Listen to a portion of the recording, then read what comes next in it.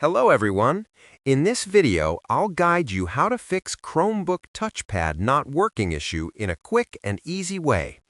If your touchpad is not responding, first restart your Chromebook to clear temporary glitches.